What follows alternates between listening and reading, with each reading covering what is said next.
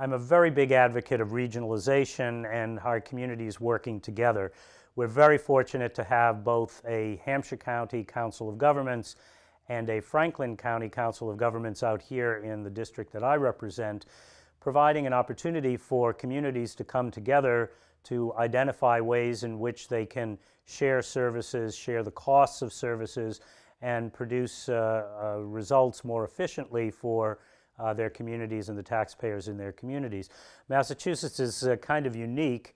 We're an old colonial state, as we all know. We were one of the original 13 colonies. We have 351 cities and towns, and each of them tends to have their own fire department, their own police department. They used to have, every community used to have its own school system, and each has their own trash pickup or at least a landfill where you can bring your trash, and so on and so on and so on.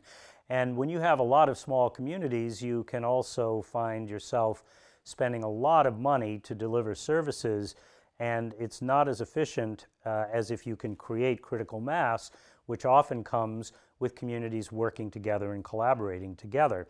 And we're no stranger, this is no news to us, and we're no strangers to that out here.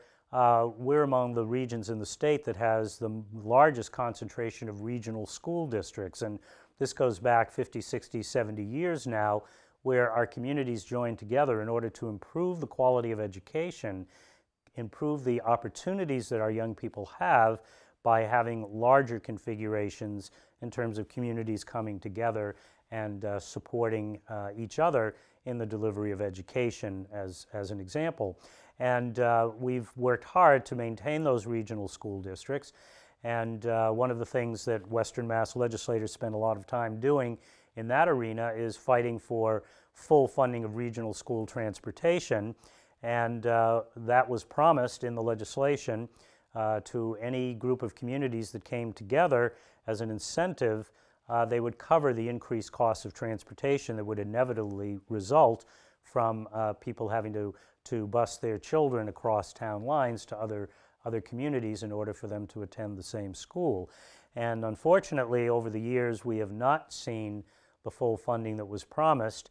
And in recent years, every time there's been a fiscal downturn, a recession, regional school transportation has been cut by 50, 60, even 70%. And then it takes the next 4 or 5 or 6 years to build back up to 60, 70, 80%. And once we got almost to 100%, but then the next recession came and we fell way back down again.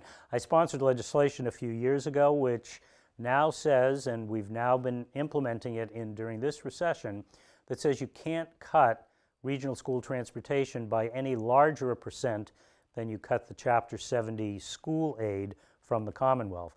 So if school aid goes down by 5%, regional school transportation can't go down by more than 5%, and it's actually working. The result of this is going to be that even though there may be cuts in regional school transportation, we will end up with a much smaller cut over the duration of a recession, and therefore we can bounce back more quickly. And in fact, during this recession, we've actually had very small cuts in regional school transportation, and this year we were actually able to add back $3 million. So even though we're at the tail end of the recession, had to cut $1.9 billion out of the state budget, we actually were able to increase regional school transportation in this budget. So it's a very different attitude and a real turnaround, and I hope for the future will encourage people to, in the legislature, to strive to get back to keeping the promise that was made for 100% funding for regional school transportation. And I hope that in turn will encourage communities out here and all across the Commonwealth to consider participating in other regionalization efforts, such as has been recommended by the commission I served on under the Lieutenant Governor, to encourage and support the idea of regionalization in veteran services, police, fire, communications, transportation, other sorts of things that municipalities work on, services that they deliver and could deliver more efficiently in some cases if they were able to work together. We've even created a fund that starting this year we'll be able to provide grants to communities that want to do some planning around doing regionalization of some of the other public services beyond school regionalization.